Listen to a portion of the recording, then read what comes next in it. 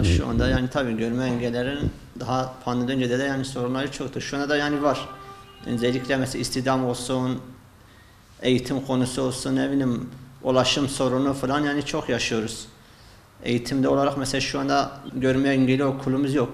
Görme engelli çocuklarımız var mesela okula gidemiyor. Normal sınıflarda da okuyamıyor. Tabii bunlara özel şeyler olması lazım.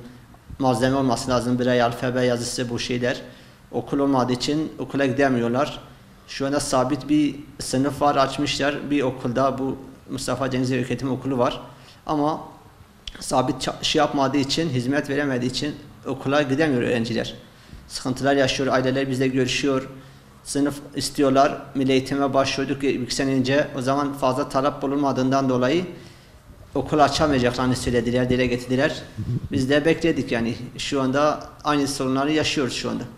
Eskiden dediğim gibi görme olsun ya da bedensel işitme ailelerin arasında en sıkıntı oluyordu. Mesela engellisini dışarı çıkarmıyordular, toplum içine gitmelerini engelliyordular. Mesela kimse görmesin, böyle bir engelin var diye. Şu anda Allah'a şükür yani sıkıntı yok. Devlet bir yasa çıkarmış yani engele özel yani ücret, para olsun, belli bir masrafını ödüyor, sıkıntıları gideriyor. Mesela hak vermiş yani hak özgürlüğünü vermiş yani onu kullanıyor ama tabii engel çıkıyor yine. Vatandaş var mesela duyarsız insanlar da var. Engelliye sorun çıkarıyor. Ulaşımda dediğim gibi ulaşıma araba bindiğinde yok engelli geldi, yok bedavacı geldi falan hor görüyor. Azalıyor. Toplum içinde rencide ediyorlar. İnsanlar da o yüzden engelle rencide olduğu için çoğu evine çıkmak istemiyorlar. Aynı insan, normal insanlarla kendini farklı hissediyor. Niye bu durumdayım diye üzülüyor tabii. Ya toplumun öncelikle yani engel bizde değil, engel ortada yani bizde sorun çıkanlardadır. Yani engel değil, destek olunması lazım. Evet. O yüzden nasıl yapılır? Bir şekilde de milli eğitim diyorum.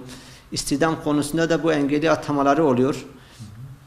2 senede bir kamu personel seçme sınavı oluyor. O da sınırlı bir sayıda oluyor.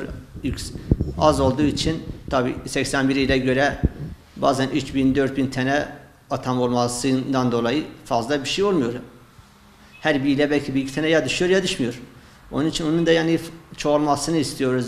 En az senede bir iki defa atamların olmasını, istihdam olmasını istiyoruz. Sadece devlet tarafından değil, bu özel şirketler olsun, kamu kurumlarında da engellilere özellik yani kontenjanlar var ama alınmıyor.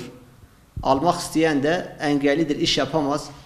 Gelmesin, evinde otursun, parasını alsın diyorlar ama engellimiz de kabul etmiyor diyor. Ben hakkımla yani kazanmak istiyorum. Ben dilenci değilim yani evimde oturup para zaten devlet bana bir miktar zaten veriyor. Dilenci değilim, ben evimde oturup para kazanayım. O şekilde kabul etmiyorlar. Şimdi biz görme engeller olarak bilgisayar kursları düzenliyoruz. İşkur aracıyla, DAKA, SODES aracıyla bilgisayar kursları yapıyoruz. Mesela görme engellere yönelik projeler yaptığımızdan dolayı yani çağrı merkezi, bilgisayar eğitmenliği onları veriyoruz. Çoğu arkadaşımız şu anda hastanelerde çağrı merkezine bakıyor. Telefonlara, bilgisayar üzerinde çalışıyorlar. Çoğu memur olarak tek başına kurumlarda çalışıyor. O tür şeylerimiz yani bilgisayar kurslarımızdan dolayı arkadaşımız çoğu şimdi sertifika alarak işe girmiş. Ama şimdi bu süreçten dolayı şu anda proje yok. Etkinlik olmadığı için, bir şey yapamadığımız için sıkıntılar yaşıyoruz. Çoğunlukla bizim görme engellerin faaliyetleri hep olarak bilgisayar üzerinden kurslar düzenleyerek sportif faaliyetlerimiz var. Golbal, yüzme, halter, atletizm o tür sportif faaliyetlerimizden dolayı da sıkıntılarımızı gidermeye çalışıyoruz. Ama şu anda onlar da hiçbir olmadığı için durmuşuz.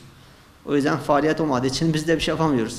Şu anda yani özellikle kamu kurumlarından ve vatandaşlardan yani engellilere yönelik yani sadece görme değil tüm engellilere yönelik biraz duyarlı olmalarını, destek olmalarını yani şu anda derneklerimiz kiradadır. Kiralarımızı ödeyemediğimiz gibi faaliyet sadece bizde tek değil. Görme olsun, bedensel işitme faaliyet yapamadığımızdan dolayı kiralarımızı ödeyemiyoruz, faturalarımızı ödeyemediğimiz durumda oluyoruz, sıkıntılarımız var. O konuda bize destek olmalarını yani sadece söylenenin lafta kalmamasını istiyoruz. Yani her insan bir engelli adaydır. Kimse demesin ben bugün iyiyim, yarına bir şey olmaz. Yani o yüzden duyarlı olmasını, engellere konusunda destek olmasını istiyoruz.